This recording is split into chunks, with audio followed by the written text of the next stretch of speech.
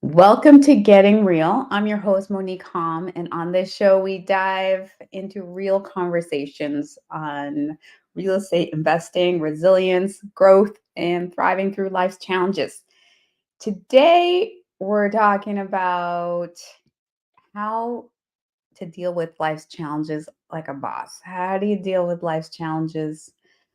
So, how do you deal with life's challenges like a goddess with the ease, the grace, the flow? Today is the day after Election Day. Half the country is cheering.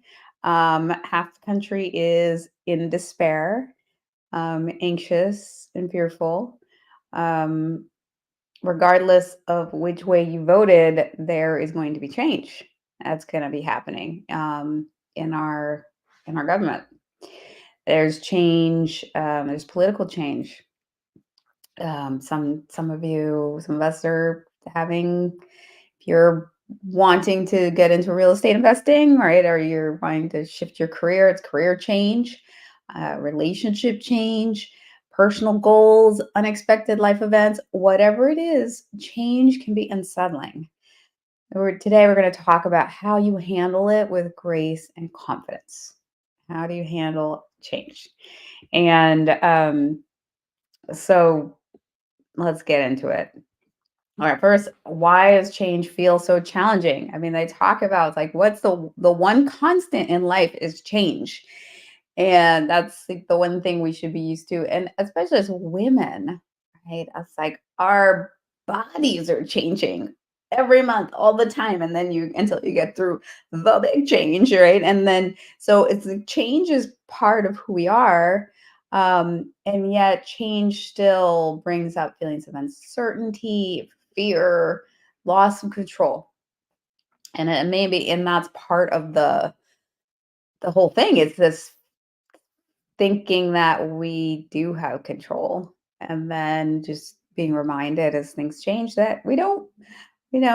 So the change will bring up any kind of newness can bring up some anxiety, especially when it's not what you expected. um so the first step is acknowledging your reaction, right? Acknowledging how you feel and allowing yourself to feel it. So sometimes we want to kind of bypass the feelings that show up, like just kind of push away, and the fear, the anxiety, grief. Sometimes we're grieving the change, the loss. Um, so change is often accompanied by negative emotion. That's like dealing with the attachment to what was, um, what had been that's no longer there, what had been that we loved, appreciated, that is going away or has gone, or what we expected to happen that is not going to happen the way we thought, and it's a different type of change than we expected. So we want to like first acknowledge that. I'm doing something this evening later with some girlfriends. We're getting on Zoom and we're doing this thing called swamping. And swamping is something that I've learned from Mama Gina, or Gina Thomas Shower. And the whole it's like the metaphor of the swamp is this. Like sometimes we're in the muck of life, right? You're in it. It's like you're in the mud, you feel stuck, and it's like you're like you're in the swamp. And sometimes you just have to, life will bring us to the swamp. It just there will be times when we are just in the swamp. That is life. Not all of life is smooth sailing and spring days and grassy fields, and no, life will bring you to the swamp. And when you're in the swamp, how do you there's a, I think it's Thich Nhat Hanh that says, no mud, no lotus, right? There is value in the rich, fertile mud. There's value in going into our negative emotion, not bypassing it, going The only way beyond is through. And when you get into that swamp, like walking through, wading through, allowing, finding the lotuses, right? That's the process. That's the metaphor. How you do that, how we do that with the swamping is we literally dance with those feelings. So putting on songs that are where we really fully embody dance with grief, fully embody dance with rage, dance with fear, right? You feel that negative emotion and you dance with it. You dance through it. You really embody it. You punch and you kick and you're sort of headbanging with the anger, or you're sort of like pounding and wailing and um, wringing your clothes with the grief. So fully expressing it. And then here, this is the real alchemical part. This is what turns it to gold. You dance through grief, you dance through anger, you dance through this negative emotion, and then you add in the element of turn on. And it's um and that like add a sensuality to it, and it transmutes and alchemizes that negative emotion. It is really a felt experience, embodied. I can explain it, but you have to do it to feel. But for me, dancing with the sadness and adding that brings me to passion, right? On the other side of that sadness um, is this love and passion.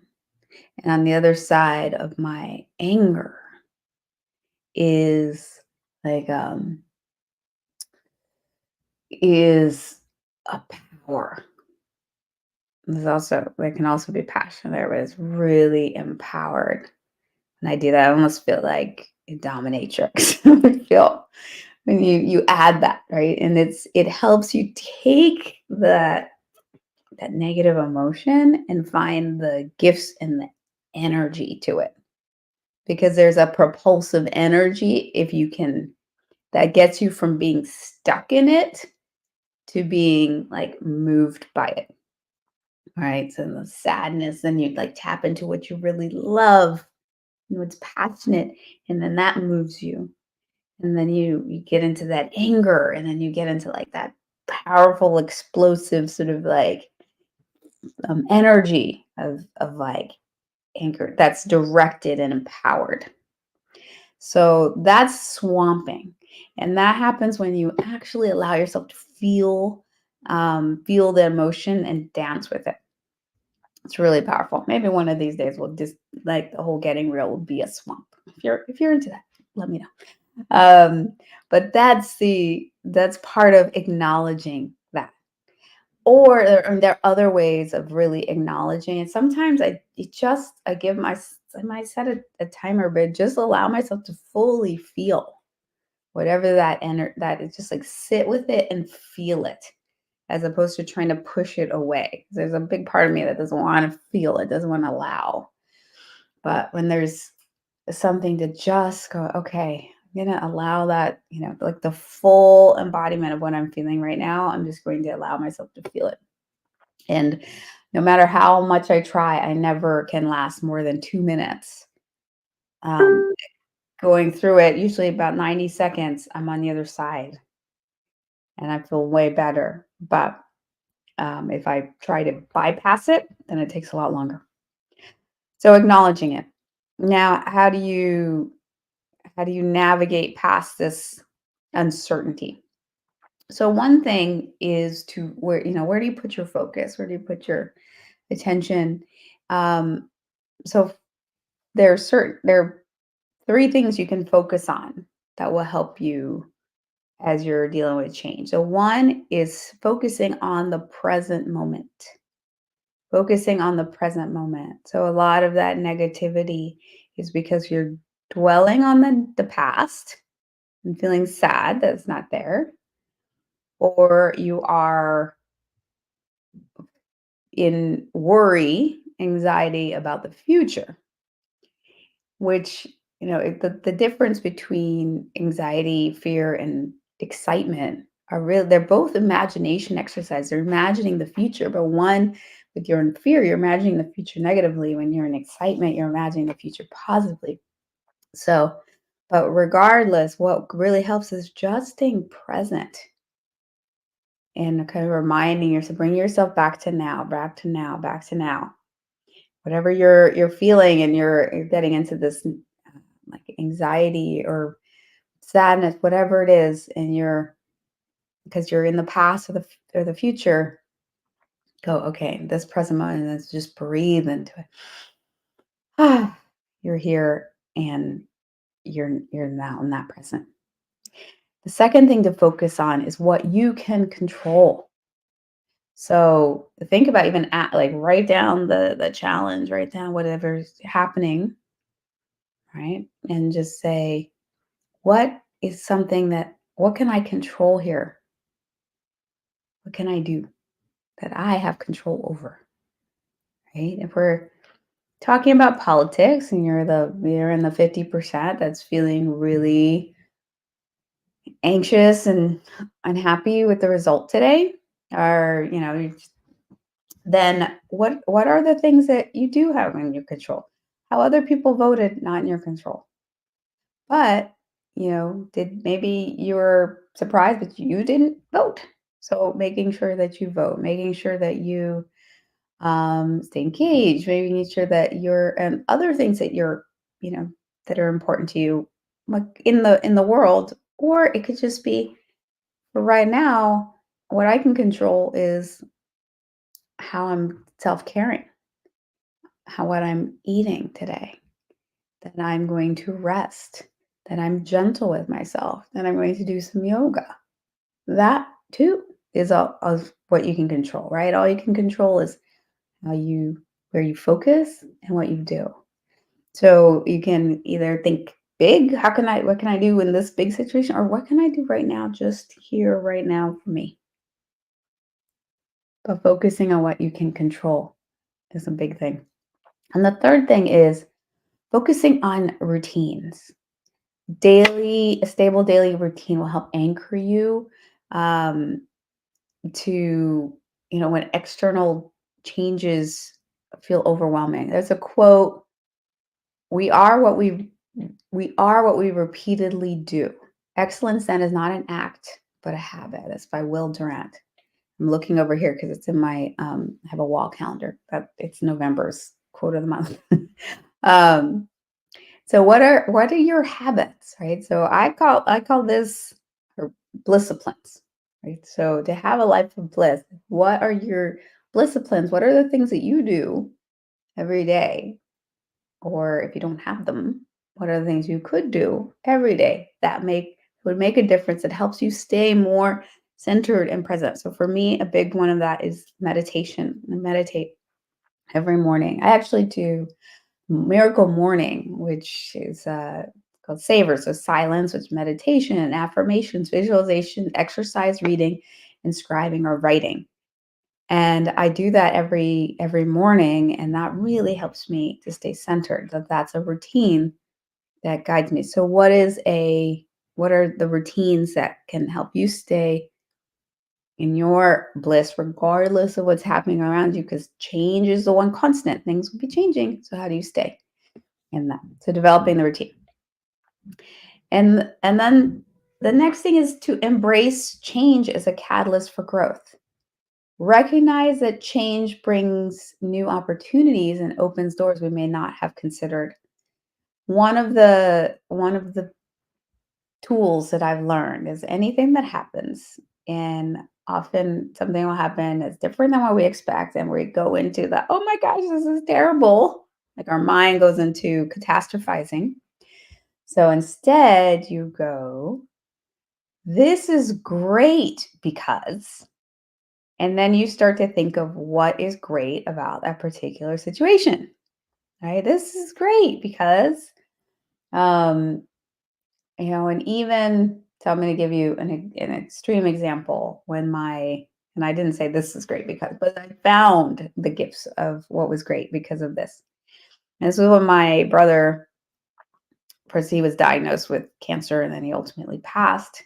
And right now we're just about a week, a week from today, week from yesterday. In 6 days will be the anniversary of his death. And the it was nothing I ever would have wanted. And so this my brother is was my best friend. He was my business partner. I adored him. I adore him.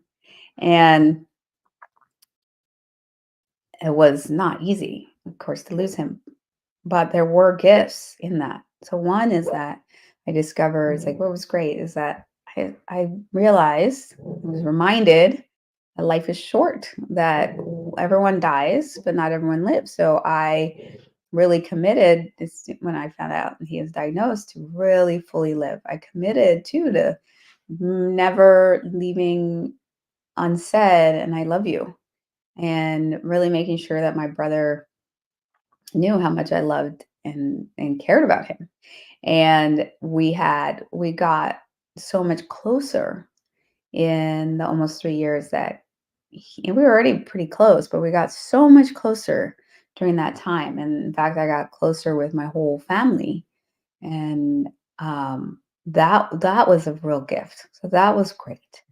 And I got incredible amount of support. My whole family got so much support from the people around us, and I realized how much support we had. So that was great. So, um, when there's change, you can say this is great because, right? And with politics, what if you were not happy about Trump, it's like this is great because it allows me to practice being happy, regardless of what happens in external conditions. This is great because it allows me to create my own economy, regardless of what's going on. This is great because, um, well, generally, as a real estate investor, Trump's policies have been very beneficial to real estate investors.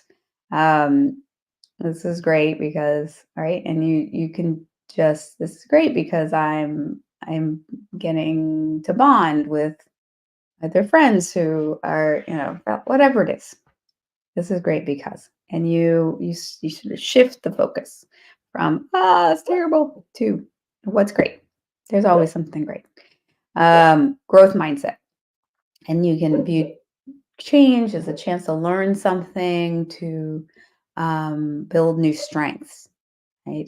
You become resilience, grit, persistence. What comes from this change, and you can reflect on past successes. So thinking about, hey, I've been through this before and came out on the other side. So how do you and you think about that, and that boosts your confidence.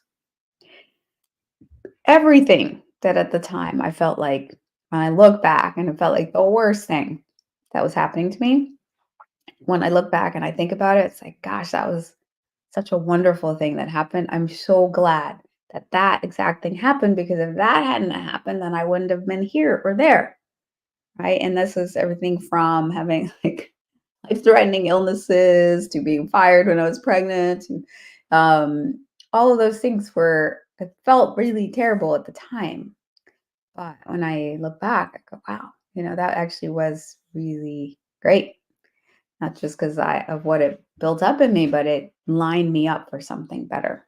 And I truly believe, I have it's it's a great word that I recently learned. It's called pronoia, which is the opposite of paranoia. And pronoia is like thinking that everything is working out for you. It's kind of like it's like a conspiracy for your good. Like the whole world is conspiring for your good. Instead of like, oh, everyone's conspiring against me. No, the whole world is conspiring for your good. That's pronoia. So I I'm pronoid, right? I ultimately I think that yes, everything's working out for me. I don't not necessarily see how different things are working out for me, but I just trust that it is. And usually when I look back in hindsight, it's like, oh yeah, yeah, that was working out for me.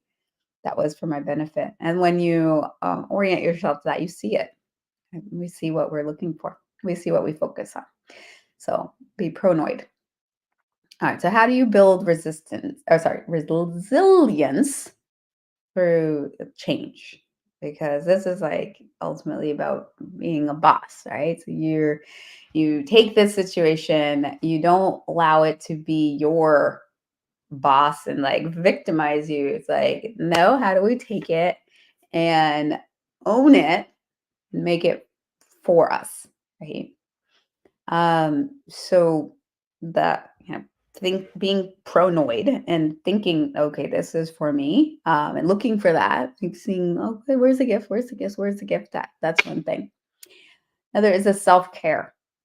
So prioritize your mental, physical health to stay strong through uncertain times. And again, I'm going to do another plug for meditation, which is trying to quiet that monkey mind as much as you can. And so a lot of what happens is our thoughts start to race and they go into catastrophe and this is the end of the world and right.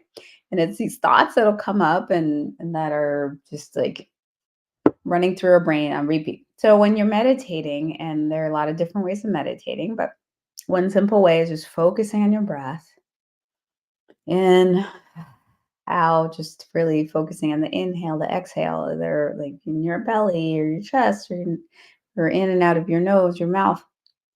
But as you're focusing on that, then the thoughts will come, right? There'll be a thought that comes. We can't ever stop the thought, but as the thought comes, then the trick is to get back to the focus on the breath as far as possible. So the thought will come and you're like, oh, that's a thought.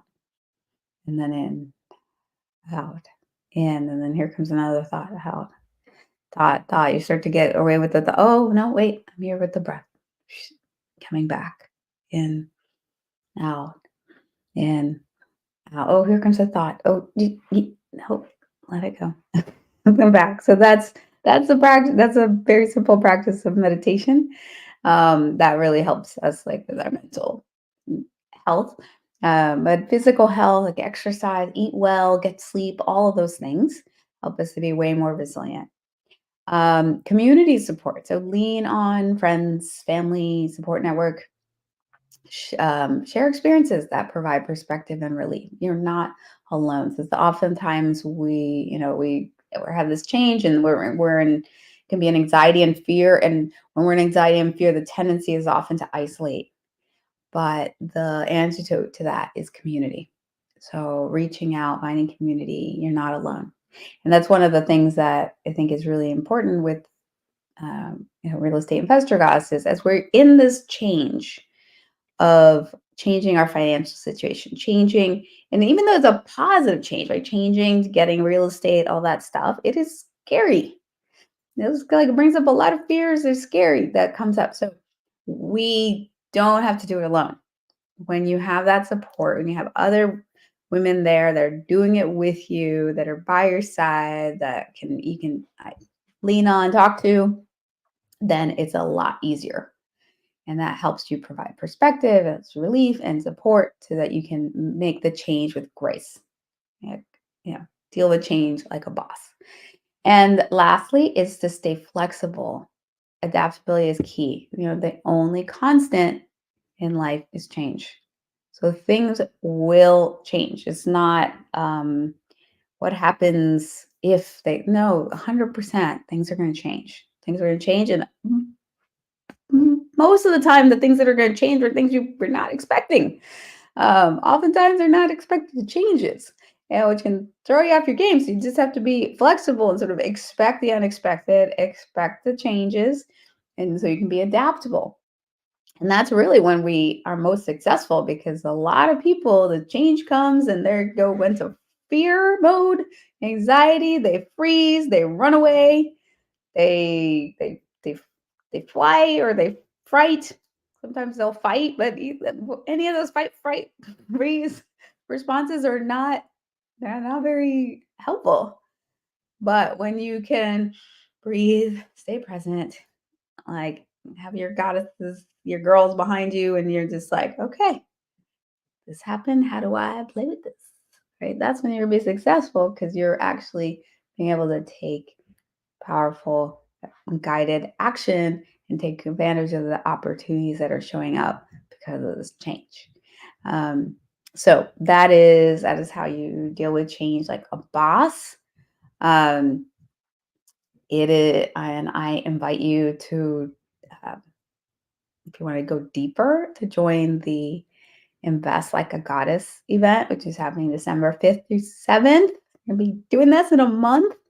And we're going to be hearing from a lot of super successful women in real estate that have gone through a lot of changes, a lot of cycles to be 7, 8 figure plus entrepreneurs.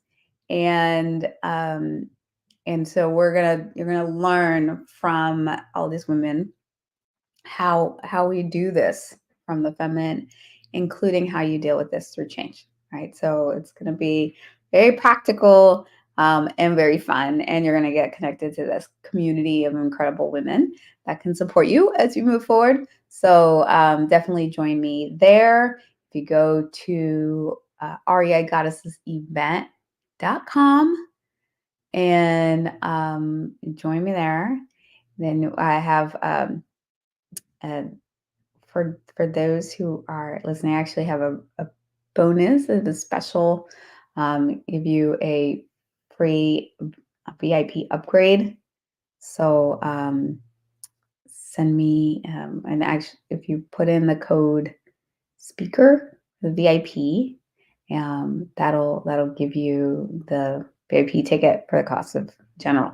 So join me there and then get a VIP ticket, which will really, really up the experience for you. All right.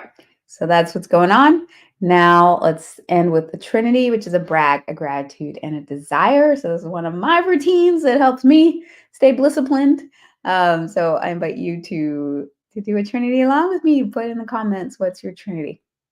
So first is a brag. I brag that what do I brag? I brag again. It's just that I'm still doing my fun challenges. Now I'm doing naughty or nice November. 6 days, but this is actually, so I did my 50 days of fun. Then I did the 31 days of fun in October outrageousness. It's 81. So this is day um 87 of fun. Every day I've done something fun. And so I brag that, and I brag that that actually has been super helpful too for change. This discipline of reaching for fun has totally helped me find just like the um just like it's just helped me fall very, very deeply in love with my life. Because I wasn't expecting that result, but that's what's happened. I'm just seeing how incredible my life is in all these different ways I hadn't even noticed, and a lot to do with my relationships and just the people and experiences around. So I brag that, and I am grateful for the incredible women that have said yes to speaking and coming to the Invest Like a Woman event and sharing their knowledge and genius with you. So I'm super grateful to each of them. And I desire, desire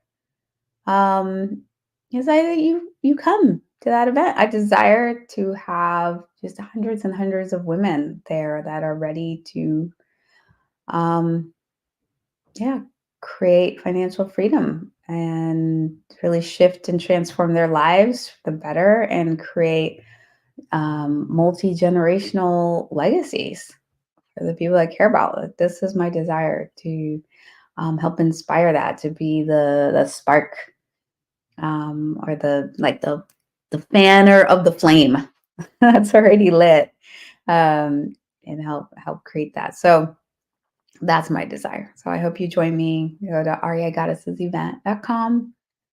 If you give the VIP ticket and put in the code speaker, you will get to join us with a complimentary VIP upgrade. And I promise you, it will be amazing. All right. So, in conclusion, change is inevitable, but with the right mindset and tools, you can navigate it with resilience, use it as an opportunity for growth, and just like be a boss with this. I encourage you to practice what I shared, practice the tools, and let me know how it goes for you. So thank you for getting real with me today. Let's get real, embrace change, and stay real. Mwah. Love you.